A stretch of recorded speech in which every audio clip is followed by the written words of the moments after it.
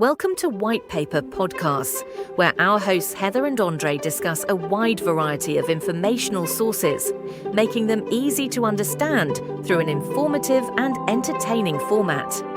In today's podcast, Andre and Heather discuss the widely read white paper by Emad Mostaque entitled How to Think About AI. This podcast lasts approximately 7 minutes. Welcome to this AI deep dive. It seems like you all sent in a ton of articles and interviews about AI this week. It's certainly a hot topic. Yeah, it really does feel like AI is changing every single day. So Absolutely. Today we're going to try to answer some of the big questions you have. Yeah, try to make sense of it all. Exactly. Yeah. So we're talking less like Terminator and more like, how is this going to affect my life? Right, get into the nitty-gritty. Exactly. Now, one thing we saw popping up everywhere was this phrase, generative AI. Is it really as big of a deal as everyone's making it out to be? Oh, it's a big deal. But it's not Hollywood robots taking over or anything like that. Okay, good to know. Generative AI just means that the AI is creating stuff, like text images, even music, instead of just, analyzing data. So it's like having a super creative intern, but one that needs a lot of supervision? Yeah, that's a good way to put it. Okay, so less robots stealing our jobs and more like robots helping us be more creative. Exactly. And the really amazing thing is how good the AI is getting at these creative tasks. Like, it's improving unbelievably fast. Speaking of fast, one of the interviews you sent in was with Emad Mostaque. He's the founder of Stability AI. And he talked about this technology called Stable Diffusion. Yeah. It can make some pretty wild images, right? But it can do a lot more than that. Oh, yeah, way more. Stable diffusion is a perfect example of how this technology is moving beyond just research. Yeah. It's already being used in really practical ways. So how does it actually work?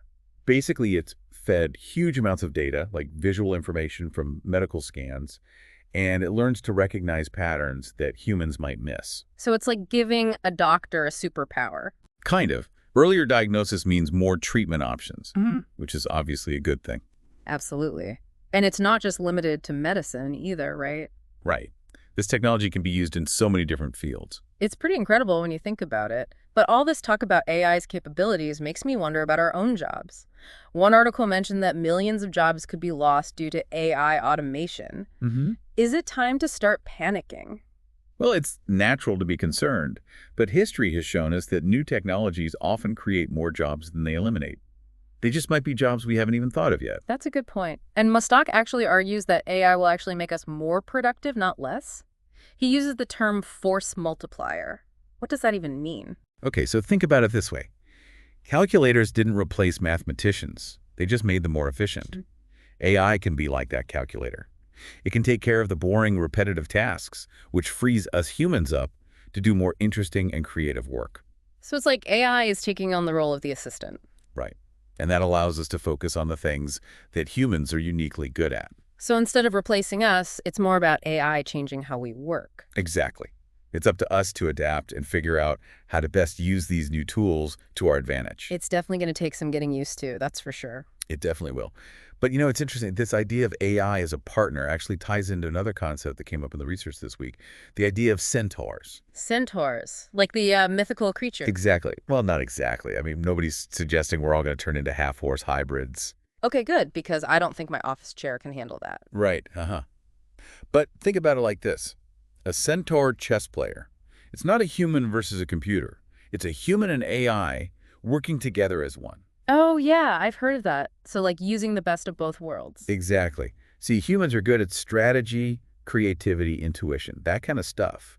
AI, on the other hand, has that raw processing power and can recognize patterns we might miss. So together they can do incredible things. That's a pretty powerful combination. So in this centaur world, what skills do we need to be learning? Do we all need to become programmers or something? Not at all. Actually, the opposite is probably true. The skills that will be most valuable are the ones that AI can't easily replicate. Things like critical thinking, creative problem solving, communication, empathy. Those are the things that make us uniquely human. So it's like AI is pushing us to focus on what makes us human. That's kind of deep. But on a more practical level, how do we make sure that AI is being used ethically and responsibly? Yeah, that's the big question, right? One solution that people are talking about is open source AI. Yeah. Basically, it means making the technology and the data it's trained on accessible to everyone. So instead of a few big companies controlling everything, it's more democratized. Exactly. And by having more people involved, you're more likely to catch those biases that might creep in. Makes sense. The more eyes you have on something, the better. Right. And open sourcing AI could also lead to more collaboration and innovation, which could be really beneficial for everyone. Speaking of impact, one of the articles called AI, a Tsunami of Change. It's a powerful image, isn't it? Yeah, and maybe a little scary. It seems like this is happening so fast. How can we possibly prepare for that kind of change? Well, nobody can predict the future, but the most important thing is to stay curious and adaptable. Don't be afraid to experiment with these new AI tools and figure out how they can benefit your work and your life. It's like we're all playing catch up a little bit. Yeah, it's a lot. One of the predictions we saw was this idea of like billions of AI agents running around. AI agents. Yeah, basically like little AI assistants working behind the scenes on all kinds of things. Like automating everything. Potentially. I mean, think about it. AI could be optimizing traffic flow in cities or personalizing education plans for students. It could free us up to focus on bigger picture things. I don't know. It's a lot to take in sometimes. It's both exciting and a little overwhelming. Definitely. But even amidst all this change, I think there are going to be a lot of amazing opportunities. Yeah, you mentioned jobs changing, but what about entirely new jobs and industries that haven't even been invented yet? Exactly. That's always been the case with new technologies. 20 years ago, nobody could have imagined needing an app to hail a taxi AI will undoubtedly create new needs and new industries that we haven't even dreamt up yet. It's true. But with so much uncertainty about the future, it's hard to know how to prepare. Should we all be learning to code or something? I don't think there's one right answer, but I do think that having a mindset of lifelong learning is going to be essential. So being open to new skills and new ways of doing things. Exactly. The more adaptable and curious we are, the better equipped we'll be to navigate this changing landscape. And remember, AI is a tool. It's up to us to use it responsibly and ethically. So true. It's not about being afraid of the future. It's about shaping it. Exactly. Well, there you have it, folks. Our deep dive into the world of AI. It's a complex and rapidly evolving field, but hopefully we've given you a better understanding of what AI is, how it works, and what it might mean for your life. And who knows, maybe with a little help from our AI friends, we can actually build a future that's even better than we can imagine.